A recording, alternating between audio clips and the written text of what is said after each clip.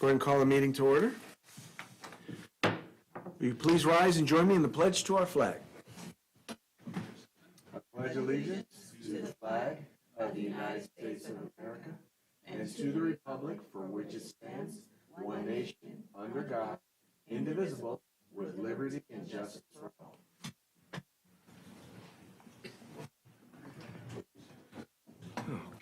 Okay.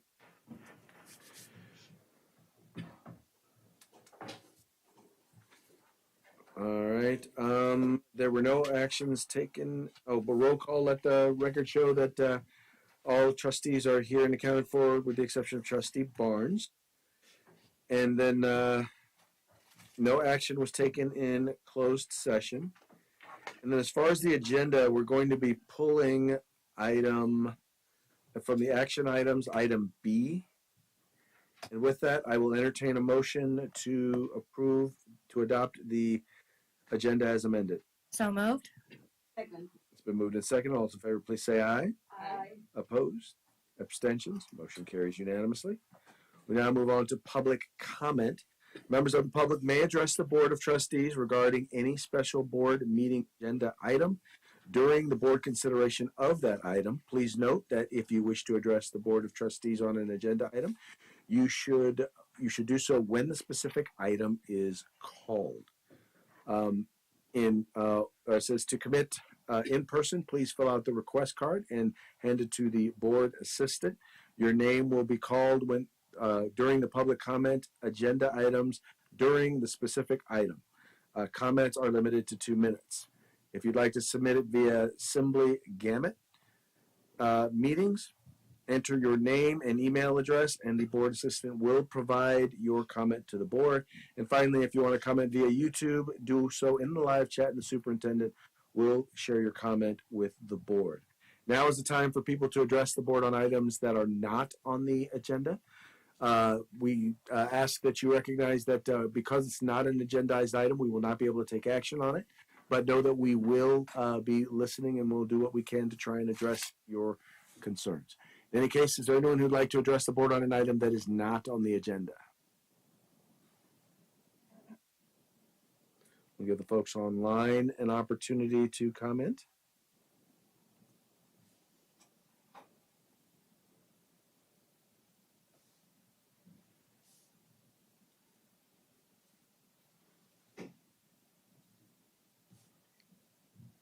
All right. Seeing that there are no comments, we will move on to reports, and we will start with the Robla Education Foundation. There is some things to be said for being first. I'll keep it short and sweet. Good evening, and the only recent thing that we've had going on is yesterday was the terrific 10 luncheon. The previous 2 luncheons have been taken care of as far as the foundation, with the 19 out of 20 students receiving their books already. And I'm waiting now for the 10 from yesterday to get their books submitted to me. So next thing up is getting everything set up for the fireworks booth.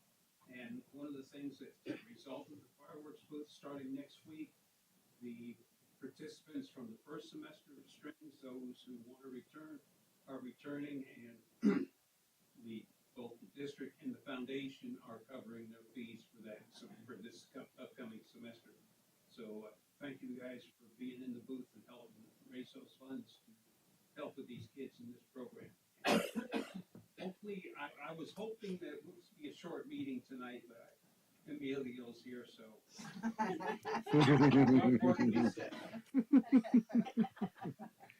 Robla Teachers Association. CSEA.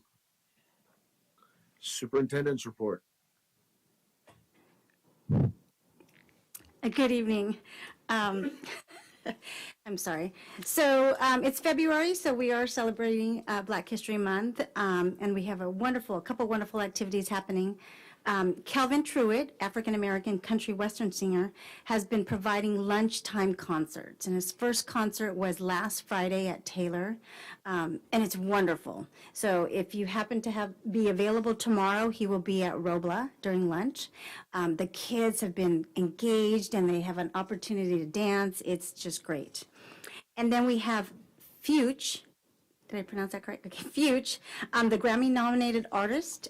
He has been providing assemblies to all of the schools, and today is Thursday, so his last assembly was today at Maine. He provides assembly to all grade levels and has done writers' workshops for our sixth graders. So the kids were engaged. It was a great experience. As Mr. Raven said, yesterday we had Terrific 10, wonderful, very engaged group, very talkative, engaged group of students. It was great to celebrate them. And then last week and this week, we have all our attendance award celebrations. So last week we did, I don't know, 6 or 8 classes of ice cream. That's what they chose for their celebration. Ice Cream Sunday, you know, Ramon and I and Anne were going around all the classes and scooping up, making ice cream sundaes. This week we had a couple classes that had pizza party, and next Thursday I'm super excited to make slime with the TK class at Glenwood. That's what they wanted for their reward. And today, even though it was super cold, Taylor had their Kona Ice celebration as being the school that was the winner in the overall school challenge. So, yes, thank you. Never too cold for coffee. Never too cold. Okay, Trustee Devine, Nothing at this time. Trustee Cardona. I was able to participate yesterday with my fellow board members and superintendent in the school dinner, and it was pretty good to see all of us over there. Mhm. Thank you. Mr. Mustar. Yeah, it was really interesting. The subject was he had a gentleman come and they were talking about AI and the use of AI in education, and really had some interesting ideas and some partnership opportunities, not just as a way in which to include AI in order to teach about how to use it for students or to incorporate it in the curriculum, but also a way in which to help make our staff's jobs easier. So that's some great ideas that we had a chance to have some discussions about. So I'm looking forward to see what comes out of that. But that was actually a phenomenal opportunity and a phenomenal discussion.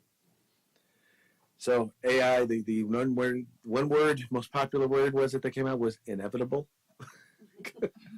So yeah, so just so y'all know, it's inevitable. And with that, we will move on to presentations and information. And we'll start with our facilities update. My favorite part of the agenda. One of these days we'll run out of facilities. First off, I'm happy to see if it actually works. We get to work again. We're testing out new technology here. Not AI based. Yeah, so yeah, I don't know if that happens. See? It worked before, but now AI needs batteries. it's for you, Gerardo. What are the points? Doesn't move. Yeah. All right. We're just trying to apologize. We got too fancy, Ellie and I. I'll take the blame for this one. I got too fancy. Sorry, guys, you have to hit the keys. Huh? Yeah, they're both down. All right, back to 1.0. 1.0. 2 steps forward, 15 back. I'll do this from memory. Can you just go to the next slide? Oh, man. Thank you. Yes. Over at the Bell Avenue Preschool TK project, we've gotten back the final approval from the local fire agency. We got that this afternoon. And so that has been approved. That's gone back to DSA along with their other requested changes that was submitted earlier today about 1:30. We anticipate the back check to occur next week. That's when they make their comments on our comments. and we are looking for approval of that project probably about 10 to 14 days, so we can move forward with that. In parallel with that, thank you. In parallel with that process, we've been working with Clark and Sullivan, who is the district contractor for that project, to prepare the bid documents for the leaseback to be considered by the board.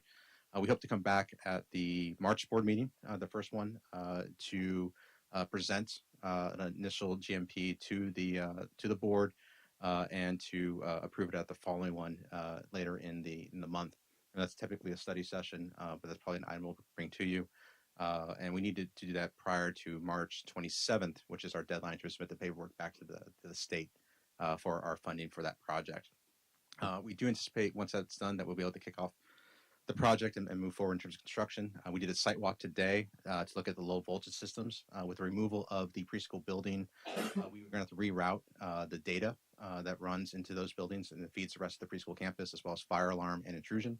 And so we are working on that, as well as a temporary path of travel for folks as well. We plan on giving the district a logistics plan tomorrow so that they can comment on that in terms of the movement of students, drop off and the like, so that we're able to have that conversation about how those preschool students will be accessing the rest of the site while that area is under construction.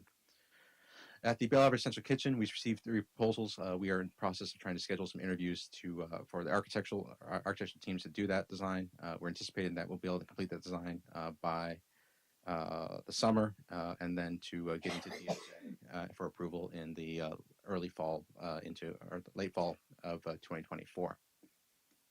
Thank you. Are we back to 1.0?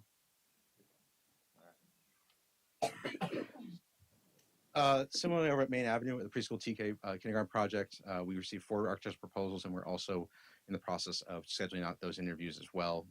And that will be a team from the district and CFW that evaluate those. And we are looking to have a similar submission timeline of probably about in August, with approvals garnered in November, with construction to commence thereafter, and probably completion in the end of 2025 as being the overall target for that. Otherwise, we are aware of other little projects that have been popping up and working with the district on trying to solve those in terms of interim housing for some other programs, other sites, and the like. But for the most part, we are focused on these 3 projects with those other ones filtering through as well. With that, happy to answer any questions you have. Any questions? Does the water pump for like the whole area or just our school? Just for the school. So there are minimum flow requirements so typically when you build a new building, which is what we're doing, we're replacing the portable classrooms, which were temporary in nature, with permanent structures. And so they require us to do fire flow tests. So you either have to have one of 2 things. You either have to have a fire hydrant with adequate pressure in the vicinity of the building. It's typically 150 feet. That's basically the length of the hoses that are on the fire trucks. Or you have to sprinkler the building, both of which require additional water pressure. And as residents of Robla, you are probably keenly aware that there are areas in this district that do not have sufficient water pressure for those things. And so the local fire agency insisted that we install the fire pump in order to provide the adequate water necessary to service that. All in all, it's a good thing. Unfortunately, it just took a while for us to get through that process with them and for them to determine what the adequate result would be and solution. But that is the reason why it having to be done. On the preschool TK, Yes. are you anticipating students possibly being able to move in January 2025? Sorry, my apologies. Supposed to end. It's supposed to be completed in 2024. So Sorry, that's the approval process for the. So let's break it up for Bell or for Maine. for Bell. So for Bell, yes, it would be anticipating moving back into having full use of the facilities in January 2025.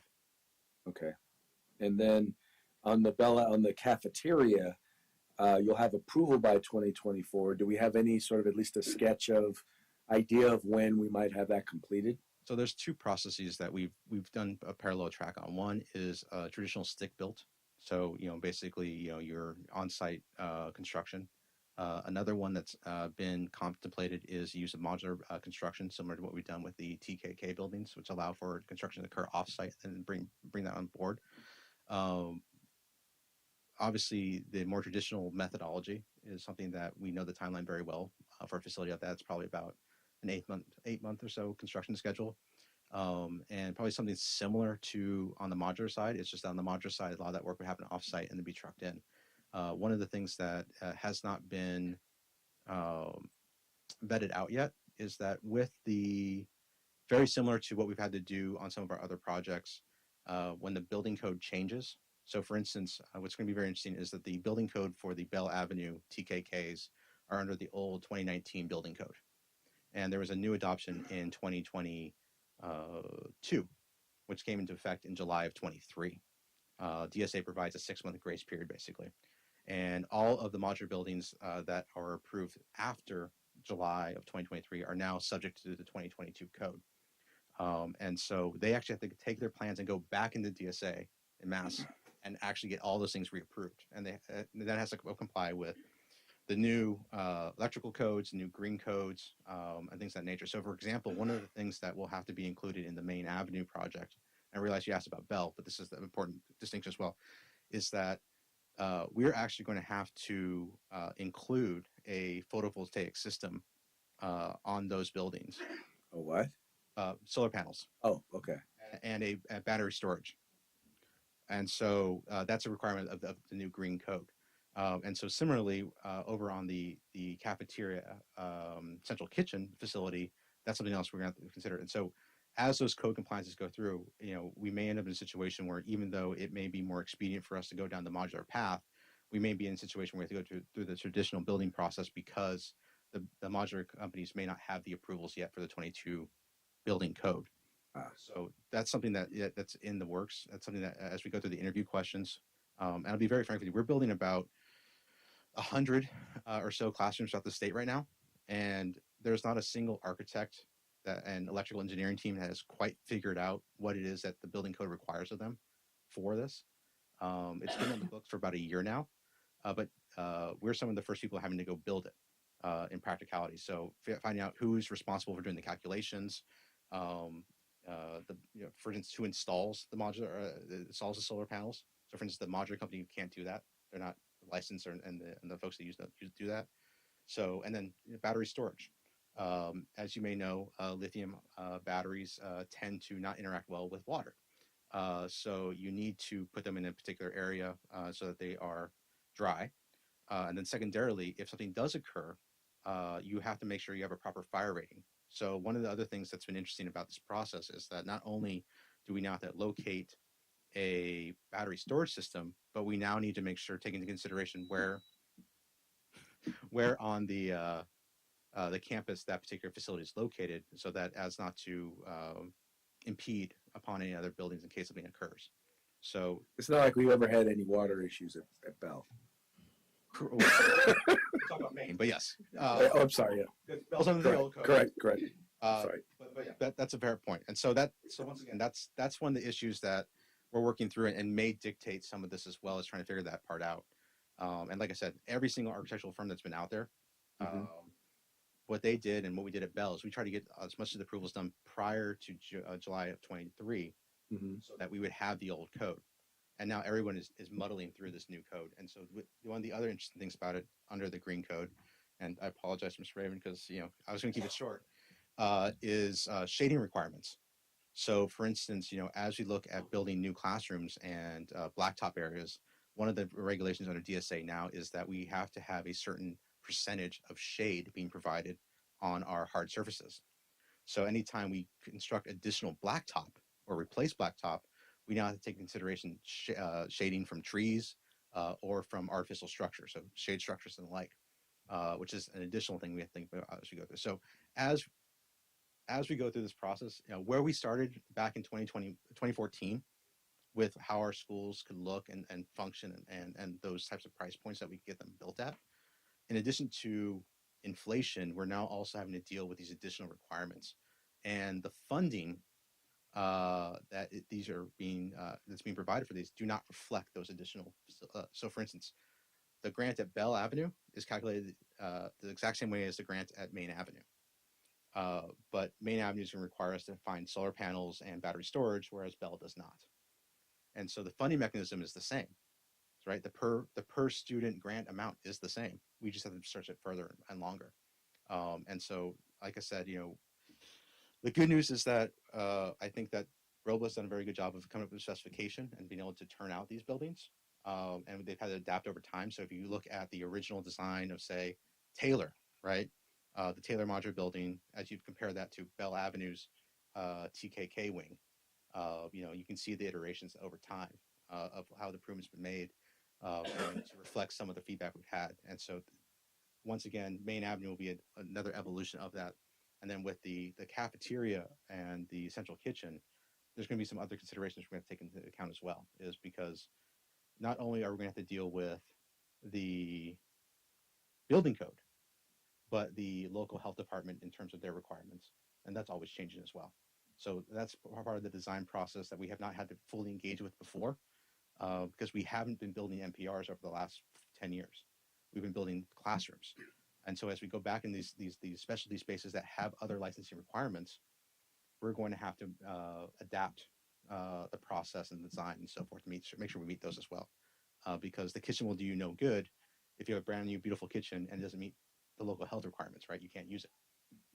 So that may be another consideration. So it's gotten more complex, but it is something that we continue to look at and try to work through. It's just funny. I'm thinking shade on blacktop. Wow. It's like, I grew up, in the playground I grew up at, number one, shade was not a thing. It just wasn't. The monkey, we had monkey bars with the hot metal monkey bars in the sun that you got to spin around on. We drank from hoses, not hydration stations.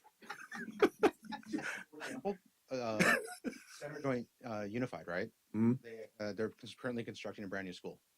And the green code requirements hit them. They have to plant 72 trees.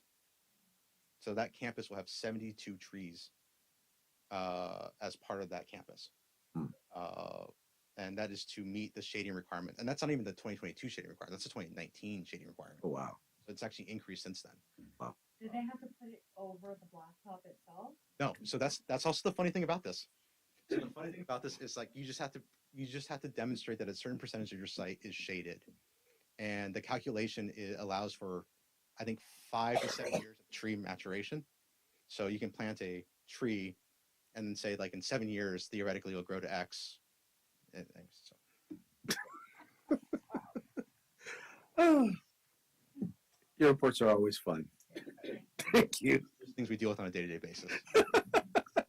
Thank you so much. Thank you. All right, we're now going to move on to local control accountability plan.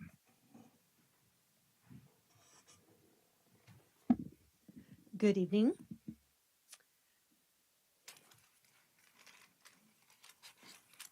So my presentation tonight is part of some of the requirements that go along with the local control accountability plan.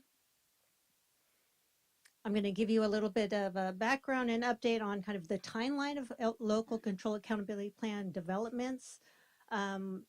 We are in the end of a 3-year cycle. So we're looking at an overview of a mid-year report on how we're doing with what our goals were set and our actions for this school year. And then I'm going to share with you a little bit of those implementations and where we are with that. Okay. So there's been some changes in the process with the local control accountability plan in terms of required reports and timelines of when we do those reports. So right now, February, we're beginning the annual review process. So each local control accountability plan is a 3-year plan. We're in year 3 of our current plan. And in the middle of each of those years, we give some update information. For example, we have our infograph that is coming out this. Do you have it for them tonight? Nope. Okay, you have your infograph for tonight. So that's kind of our update that we give with the public. We have that translated for our families. And then a new requirement is that we also officially by February 28th, give an update to the board. We have always given an update to the board, but it's now in statute that it has to happen by February 28th. So that's the update that I'm going to be giving tonight. February through June, we'll be developing our 2024 through 2027 local control accountability plan.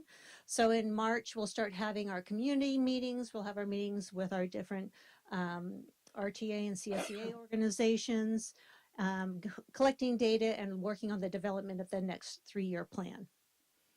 By June, that plan needs to be ready for a public hearing. So the local control accountability plan and the budget will come to the board for public hearing on June 6th, on June 27th. Those plans will be action items for approval. In addition to the other component that now is part of the requirement is the presentation of the local indicators coinciding with the approval of the next year plan. Okay. So that's our timeline. So tonight, I'm going to give you that update of where we are, which is a lot of what you see in your infographic there, but this is going to be with a little bit more detail into what some of those actions are. Any questions so far? Okay. Okay, so goal 1 is our academic performance goal. The object of this goal is to increase the academic achievement and ensure quality classroom instruction for all students. A lot of the information and the metrics and the actions that are in under this goal, we've been presenting to you over the school year. So for example, the dashboard presentation gave a lot of the information that we did last board meeting, gave a lot of the information in regards to what the metrics are for under this goal. So that's our CAS scores and anything to do with the academics, okay? So some of the changes that you'll see from the actions as they're written in the LCAP is we do have some staffing changes. Originally, we talked about having PLSTs, 5 total PLSTs. We have less than that that was in the plan. I'll speak to the reasons for these in just a second. And then we've had some changes in our enrichment teachers. Part of this has to do with the addition of the music funding. So we were able to add a music teacher in. But a lot of the staffing changes have to do with just staffing shortages in general. So we found ourselves overstaffed in enrichment teachers in terms of meeting the needs of our students and the number of classes and the size of the sites. But we were understaffed in having enough classroom teachers. So some of those teachers went back into the classroom, but we did add the music teacher. We currently have 4 PLSTs. But a couple of them are still covering classes because of classroom shortages. Goal 2 is our goal around school climate. This is about enhancing the learning environment for our students and providing a culturally responsive and physically and emotionally safe environment for our students. Under this goal is where you find the metric for our chronic absenteeism, which again, we talked about in our dashboard update. We also look at suspension rates under this goal, as well as the Panorama survey, which is the survey that we give to staff, students, and parents. The Panorama staff student survey is going out tomorrow or Friday. Some are going out tomorrow, some are going out Friday. So we'll be collecting the data from that survey. We have the same survey that we gave last year, so we can compare apples to apples. This survey asks questions about how students feel about their, how safe they feel at school, how engaged they feel, how responsive they feel the staff is to them and their needs. Similar types of questions for the parents as well as for the staff. Okay. Each school has had the addition of a school clinician, which is provided through us through a grant through the Sacramento County Office of Education. These clinicians are actually certified therapists. They work with about 20 caseload of students that fall under the Medi-Cal, and then they can also work with additional students. So we're very happy to have this additional support to meet some of the social emotional needs of our families and our students. We have that, as I said, one at every school site as of today. I think the last one started about a week ago. And then our coordinators of school climate positions, those positions were reimagined. Initially, those positions were in the LCAP as a 50% at a school site. So these positions now are assistant principal positions. They're full-time positions. So they work at the school sites, and we have one per school site. And half of that is also to work as the coordinator for the after-school program, the ELOP, Extended Learning Opportunities Program. And that's pretty much the changes under Goal 2. Goal 3 is our parent involvement goal. The purpose of this goal is to increase the engagement of our parents in our schools and to have the parents more involved in the education of their students. So our parent empowerment dinners, as you know, that those of you who are at our first one, our Hispanic Heritage Celebration, highly attended, standing room only event. We have our next one on February 29th, and we'll have a third one in May.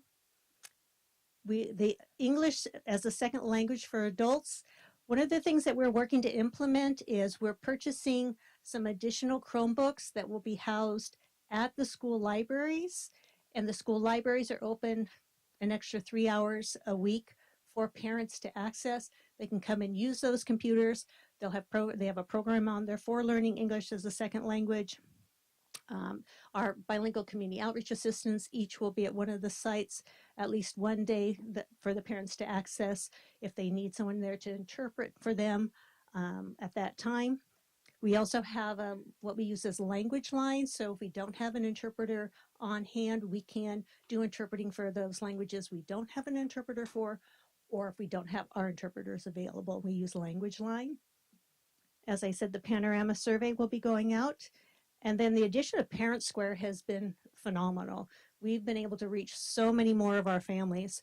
When you go and look on that, the dashboard for our district, it shows that most of our schools have 100% participation in terms of parents can be reached through Parent Square.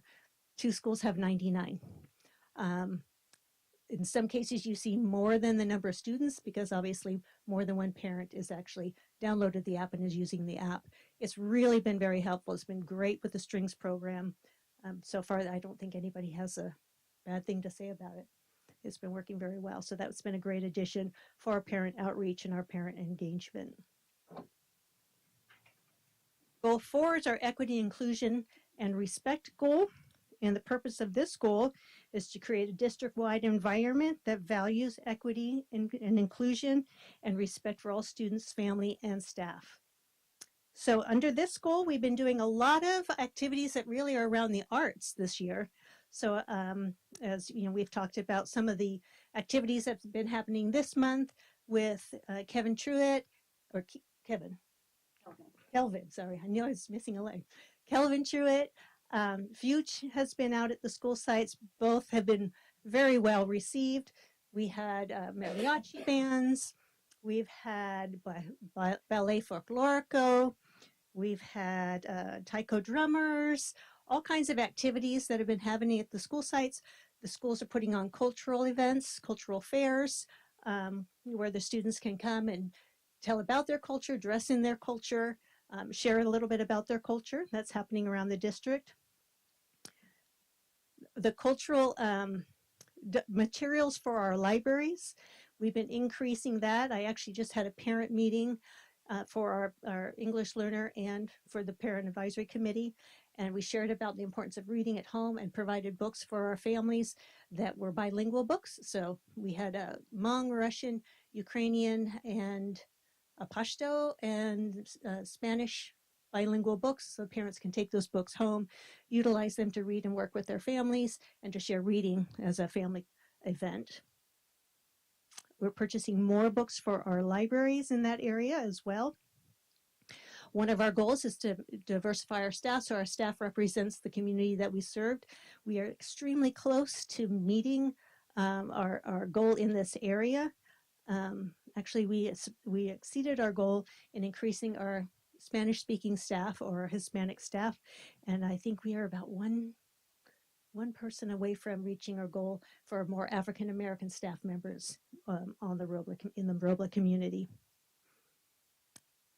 Sam Drazen is a person that will be coming out to work with schools and with administrative staff regarding learning equity and support for our students that may have special needs, to talk about inclusion, respect, kindness, and empathy for individuals who are experiencing physical, mental, any types of challenges, and to bring them more into an inclusive environment. A touch of understanding, I've mentioned that those assemblies before, that's another activity. It's an organization that comes out with people that actually have various types of disabilities, and they share their disability, and the students get to experience what it might be like to live in that such a way. So that's my report. We're doing quite well at reaching our goals and actually implementing our actions in our LCAP. Any questions? No, but I would like to thank you for always being so thorough with your presentations. Thank you for putting all of this together for us. Thank you. I think pretty much said it for all of us. Thank you. Okay, now we'll move on to the approval of the consent agenda. I'll entertain a motion to approve. So moved. Second. It's been moved and seconded. All those in favor, please say aye. Aye. Opposed? Abstentions? Motion carries unanimously. Now moving on to action items. We have action item A, approved service agreement with Changing Perspectives. Can I? Yes, go ahead. Okay. As Ms. Lyon mentioned, Sam Drazen. So let me give you a little bit of history. After our October PD, we send a survey to our staff to see what types of professional development that they would like. And in the survey results, they requested, they had a desire for training on inclusion, right? So to support the work in equity, diversity, and inclusion, we would like to contract with Sam Drazen in our ongoing efforts to strengthen inclusive practices within the district, not just in the classroom.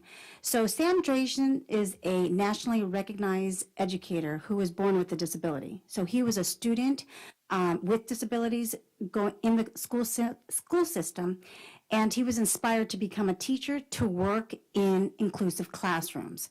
So his program promotes social and emotional learning, cultivates inclusiveness and equitable learning communities for all students. So the contract includes professional development, family workshops, site visits, and coaching. So if approved, the work will begin this, I guess, winter, spring, working with our leadership, and then to identify sites, 2 sites to be, what do we call it, pilot sites, and then that's where the coaching and the professional development would take place. Janet Horowitz will be providing the special education update at the last board meeting, and we'll be discussing additional work that we're doing. Any questions? I don't have any questions. I guess I just have like a thought. Just thinking about what happens after the training. Like, is there an opportunity for a share out, or every opportunity for reflection from the teachers on how this experience has helped them? Anything like that. Yes. The professional development, after the professional development, well, I would say prior to implementation, this winter, spring, I'm going to say the rest of 2024 school year, is where you'll be working with leadership. And I say cabinet, sites, probably teacher leaders, right? Looking at what's happening in our district, what are things we want to implement, and it's also data collection. So if there's a professional development and we implement that strategy, then they'll gather data. How did that work? So it would be ongoing throughout the year. So just explain to me a little bit deeper what you mean. When you say inclusion, are we more referring to, well, explain to me what you mean by inclusion. How about that? Thank you. And I know when we think of inclusion, everyone thinks of students with disabilities, right? But I have always said every student is a general education student first. And if you have a disability, you just need more support.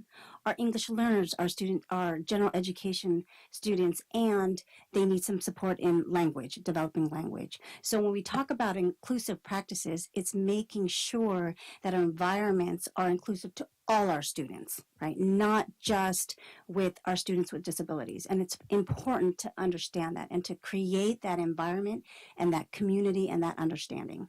So all our students feel welcome in all our learning environments and in our community. Well, I have to admit, because we've done some professional development where I'll be honest, I took it on faith that we would be getting one sort of thing, and we got a very different sort of thing from the consultant that we used. And so I'm always kind of hesitant when I haven't had a chance to review whatever materials or information that they're going to be providing and including within their professional development. I have a hard time approving anything with that before. So I have a little bit of a hard time with that because, like I said, I was assured last time that, there wouldn't be certain things included, and sure enough, that's exactly what was included. In this case, I think it's a little bit different. I'm okay with approving this, but I think going forward, we want to make sure that we have a little bit more information on the consultants who are, in particular, we're going to be providing professional development and exactly what is that, excuse me, professional development is actually going to look like. Because obviously, if we're going to require our staff be subjected to it, we should at least know what it is. In that event, I will still though be approving, supporting the approval of this item. Any other questions or comments? Hearing none, we'll move forward to a vote. All those in favor, please say aye. Aye. Opposed? Abstentions? Motion carries unanimously. All right, we are now at board member requests for future agenda items or reports. Trustee Devine. Nothing at this time. Trustee Cardona. Nothing. Thank you. Trustee Hamilton Stark. Nothing at this time. All right. I actually had one, and I'm almost ashamed to admit this, but I've always known that we've had 3 charter schools, and lately we've only really heard from one of our charter schools. I'm thinking I'd like to get an update on the other 2 charter schools. I think that's a great request. Mr. Gerardo and I just went to Marconi Learning Center. Was it last week or the week before? Last week, and it was a great visit. So they are more than welcome. I mean, I'm sure they'd be happy to present. And we say 3 because I believe Marconi and Paseo Grande were one at one point, but then their overall company wanted to separate the independent study online versus the in-person. So now you have Marconi, Paseo Grande, and the New Hope. Okay. Absolutely. I mean, wonderful visit. Would love to hear about how things are going. I'm assuming that my experience with charter schools, no news is good news. But I'd rather hear the good news. Absolutely. So, and with that, this meeting is adjourned.